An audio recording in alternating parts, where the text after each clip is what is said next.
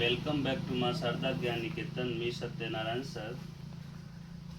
I am going to explain sentence. What is sentence?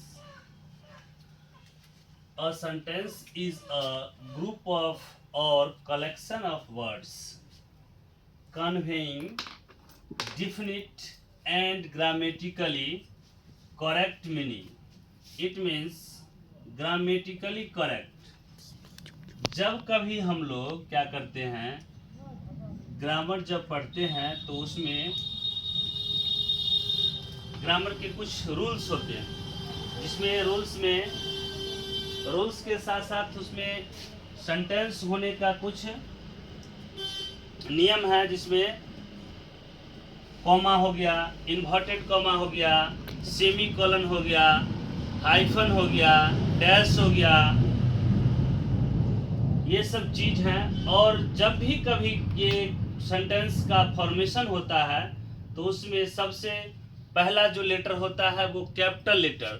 Sentence का शुरुआत हम लोग कैपिटल लेटर से करते हैं और इंड जो है फुल स्टॉप के साथ करते हैं। ठीक है, तो हम लोग देखेंगे इसमें जो सेंटेंस क्या है, तो सेंटेंस का एक ग्रुप ऑफ वर्ड, मतलब क्या, एक किसी भी सेंटेंस में जिसका वर्ड का ग्रुप होता है। वर्ड कहने का मतलब एक ABCD अल्फाबेट का लेटर जो 26 है उसके वो ग्रुप होते हैं, जिसमें एक मीनिंगफुल सेंस निकलना चाहिए। विदाउट मीनिंगफुल सेंस जो है हम लोग क्या है जो उसको नहीं समझ सकते हैं। ठीक है, तो इसके लिए क्या है, जो हम लोग ग्रामर के रूल्स को पढ़ते हैं, जिसमें क्या हो जाता है, जो ग्रामेटिकली करेक्ट मीनिंग आना चाहिए। जैसे अगर यहाँ हम कुछ एग्जांपल्स लिए, जैसे पार्ट्स ऑफ सेंटेंस, मतलब सेंटेंस के भाग, तो इसमें क्या है, इसको दो भागों में बांटा है।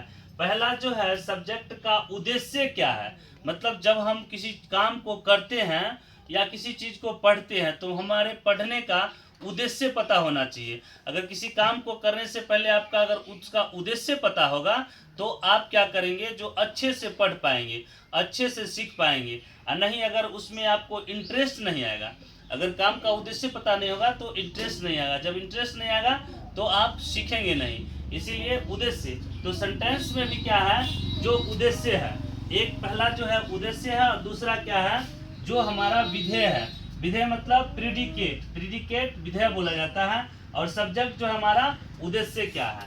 ठीक है, तो अभी जो हम लोग सेंटेंस की शुरुआत जो किए हैं उसका उद्देश्य क्या है, जो जब बच्चों को ये बेसिक नॉलेज है, क्या है बेसिक नॉलेज, जब बच्चों को ये चीज पता ही ना होगा, जो मतलब सेंटेंस लिखाता कैसे है, तो वो सीख नहीं पाएगा। सीखेगा भी तो कहीं पे क्या है कैपिटल लेटर, कहीं पे स्मॉल लेटर लिखेगा।